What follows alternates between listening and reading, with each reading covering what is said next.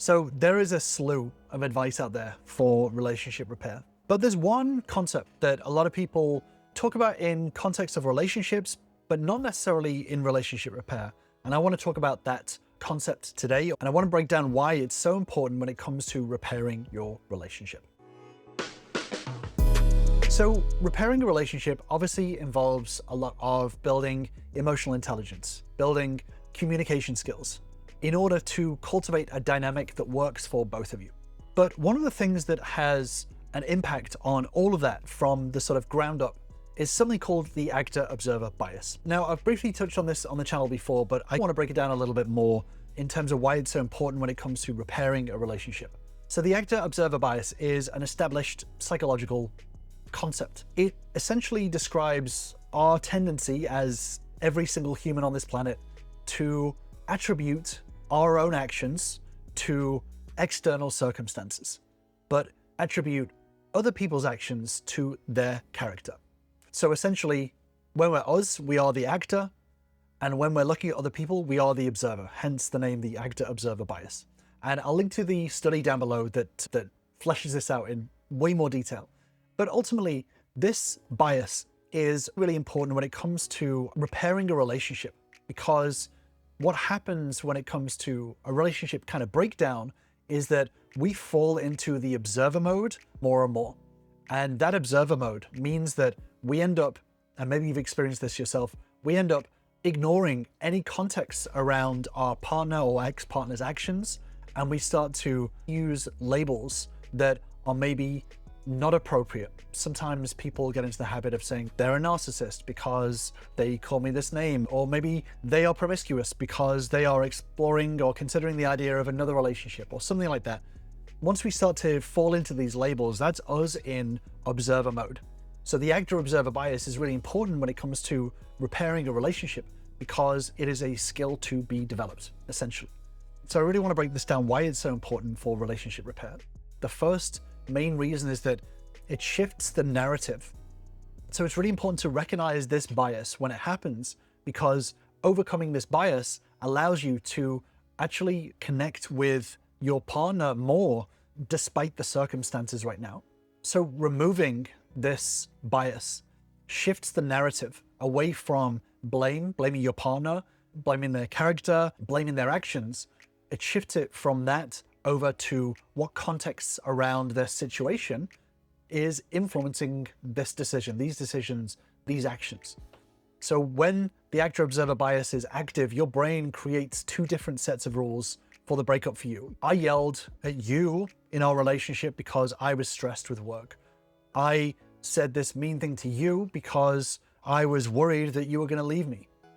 But then we come up with a different set of rules for your partner or your ex-partner. They yelled at me because they're an asshole. They swore at me because they're aggressive and they're insensitive as a person.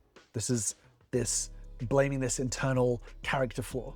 So getting rid of this actor-observer bias, removing this bias, allows you to start to see why your partner or your ex-partner was reacting to their own stress and circumstances around their situation.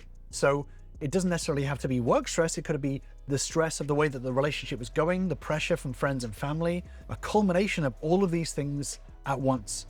Once you stop seeing your partner as inherently flawed and start seeing them as reacting to a difficult situation, difficult circumstance, difficult communication from you, for example, this anger starts to dissipate and you can start to see them as the person that they are rather than a set of labels.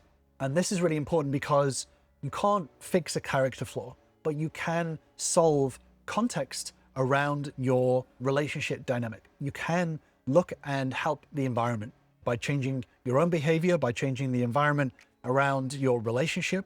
It allows you to be able to focus on what's within your control rather than what is not in your control.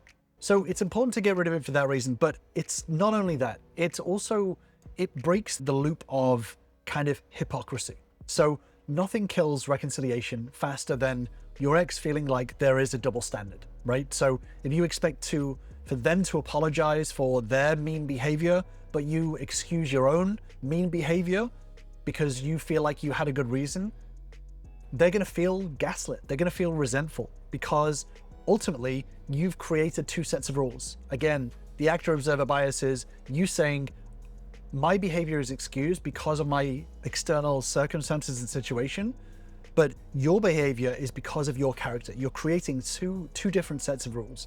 So when you start to shift away from this bias, once you drop this bias, you start to hold yourself to the same standard that you hold them.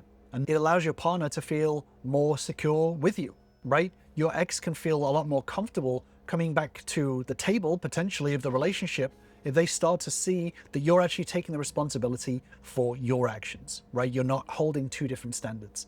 But most of all is that getting rid of this bias allows for genuine empathy. So it allows you to build genuine empathy and emotional intelligence and understanding of your partner. So the actor-observer bias is an empathy killer because it stops you from stepping into your partner's shoes. So with the bias in mind, you will be thinking they went cold because they don't care about me. Without the bias, you start to think they went cold because they were overwhelmed with the situation, they were confused, they didn't know how to process the pain of the situation, they felt worried, they felt scared, they maybe still have feelings for me, but they don't feel like they can trust me. It's a lot easier to actually put yourself into your partner or your ex-partner's shoes, and therefore when you are validating them, which I've spoken about in other videos, it becomes a lot more genuine and a lot more from a place of genuine empathy and care, rather than a place of just naming words and hoping that you get it right. You're stumbling through validation, if that makes sense. And ultimately getting rid of this bias allows you to change the strategy away from fixing it, trying to fix the relationship. So it stops you from trying to persuade your partner, to tell your partner how they should see you differently, and it actually gets you to change and grow in an effective way and allows you to simply show that you have grown, you have changed, you have started to do things differently.